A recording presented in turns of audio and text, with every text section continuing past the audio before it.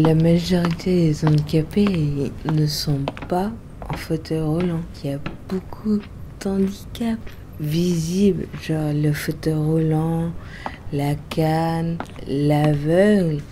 Mais il y a plein d'autres handicaps qu'on ne voit pas, qui sont invisibles. Moi, c'est la lenteur. Pourtant, je marche aussi vite que vous. Pour écrire, j'ai de la lenteur. Parler aussi. Je parle peut-être pas assez fort, assez vite. Ça, c'était à cause de ma trachéotomie.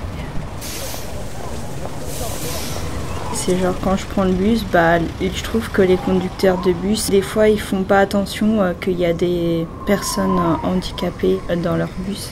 Des fois, je me dis, mais comment ça se fait? Il y a une personne qui prend le temps de prendre le bus et le chauffeur, on voit qu'il est pressé et il voit pas qu'il y a une personne en difficulté. Il est sous le feu des projecteurs d'un soleil cassé.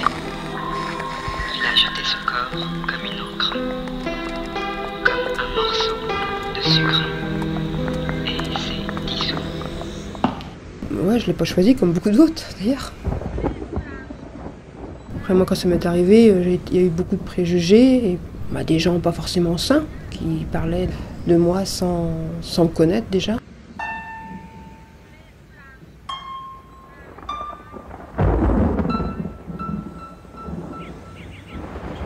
Après 14 ans d'années de loyaux services, j'ai été licenciée parce que j'étais malade, oui. Ça aussi, ça a été un passage dur, quoi. Mon corps était malade, mais ma tête allait bien. Et quand on vous dit, non, c'est bon, on arrête. Moi, je l'ai très très mal vécu, ça, par contre.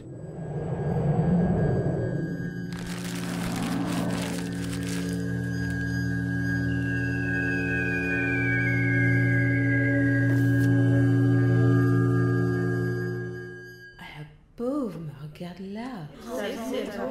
Qu'est-ce qu'elle a? C'est grave? Ah, mais j'ai reconnu celle-là. Tu sais, je l'ai pas vue. C'est pauvres enfants et son mari.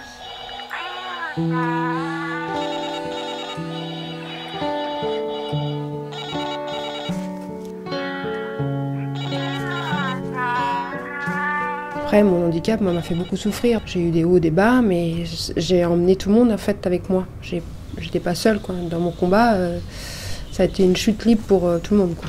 Ma famille, mon mari, mes enfants aussi. Et j'ai remonté parce que j'ai un tempérament assez fort et j'ai été bien entourée, donc ça m'a aidée. Et puis j'ai su rebondir.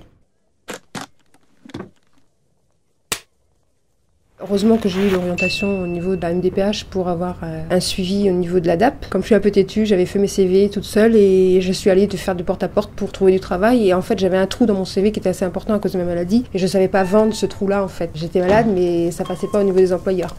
Ça m'a aidée à avoir un accompagnement pour me retrouver dans le milieu du travail ordinaire.